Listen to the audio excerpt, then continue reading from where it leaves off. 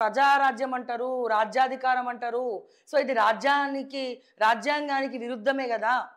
రాజీనామాలు జేసి రాజ్యాంగ ప్రకారము ఎవరైనా పార్టీ మారాలనుకుంటే గెలిచిన తర్వాత ఒక పార్టీ నుండి గెలిచి ఇంకో పార్టీలోకి వెళ్ళడం అనేది రాజ్యాంగ విరుద్ధం. ఒకవేళ వాళ్ళు ఇంకో పార్టీలోకి వెళ్ళాలంటే మళ్ళీ అఫీషియల్‌గా రాజీనామా చేసి అక్కడ పోటీ చేసి వాళ్ళ పార్టీ నుంచి గెలవాలి. కానీ ఇదంతా కూడా రాజ్యాంగానికి విరుద్ధమే. ఇది కాంగ్రెస్ పార్టీకి ఒక పెద్ద తలకాయ నొప్పి అనే చెప్పుకోవాలి. సో ఇప్పుడు మీనాక్షి నటరాజన్ కూడా ఈ విషయంలో పావులు కదుపుతున్నారు. అంటే ఒక స్టెప్ ధైర్యంగా తీసుకోబోతున్నారని విశ్వసనీయ వర్గాల సమాచారం. మరి ఏంటా ధైర్యమైనటువంటి స్టెప్పు? సరే, డన్ ఈజ్ డన్, ఏదైతే అది అయిపోయింది. కానీ ఇప్పుడు ఫ్యూచర్ ఏంటి?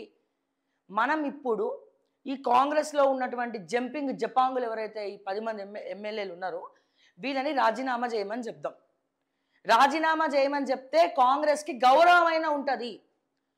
సుప్రీంకోర్టు తీర్పిచ్చి మొట్టికాయలు వేసి మళ్ళీ ఇప్పుడు జరిగింది అదే, కోర్టు ధిక్కరణ కింద నోటీసులు పంపించినారు స్పీకర్ గారికి. సో ఇవన్నీ కూడా పరువు పోయేటువంటి పనులు, పరోక్షంగా పరువు పోయేటటువంటి పనులు కాదు. సో ఇప్పుడు ఏం చేయొచ్చు? దీన్ని మనం భర్తీ చేయాలి, దీనికి కొంచెం మందు రాయాలి, దెబ్బ ఎక్కడైతే తగిలిందో అక్కడ మందు రాయాలి అనుకున్నప్పుడు వీళ్ళకు ఉన్నటువంటి ఆలోచన ఏంటంటే, ఓకే హ్యాపెండ్ ఈజ్ హ్యాపెండ్, అయ్యిందేదో అయ్యింది. సో ఇప్పుడు జూబ్లీ హిల్స్ ఎన్నికల్లో బై ఎలక్షన్లో నవీన్ యాదవ్ గెలిచిండు కాబట్టి, అధికార పార్టీ గెలిచింది కాబట్టి ఈ 10 మంది ఎమ్మెల్యేలను రాజీనామా చేయమని చెప్దాం. మనం పార్టీ నుండి సస్పెండ్ చేద్దాం లేదా రాజీనామా చేయమని చెప్దాము. మళ్ళీ వాళ్ళు ఆ బై ఎలక్షన్స్లో ఎక్కడైతే వీళ్ళు రాజీనామా చేసినారో ఆ నియోజకవర్గాల్లో వీళ్ళని మళ్ళా నించోబెడదాము, లేకపోతే వేరే వాళ్ళకన్నా టికెట్లు ఇద్దాం. ఇక్కడ బలి పశువులు అయింది ఓరు, బక్రాలు అయింది ఓరు అంటే 10 మంది ఎమ్మెల్యేలే. వాళ్ళకి మనశ్శాంతి లేదు, రాజకీయ జీవితం, రాజకీయ సన్యాసమే ఈ 10 మంది ఎమ్మెల్యేలకు చెప్పాలంటే. ఈ పడంచెర్ల గూడెం మైపాల్ రెడ్డి కానీ, లేకపోతే ఇంకా పెద్ద జోక్ ఏంటంటే అది వేరే స్టోరీ, అది మళ్ళీ నేను చెప్తా, డీవియేట్ అయిపోతుంది.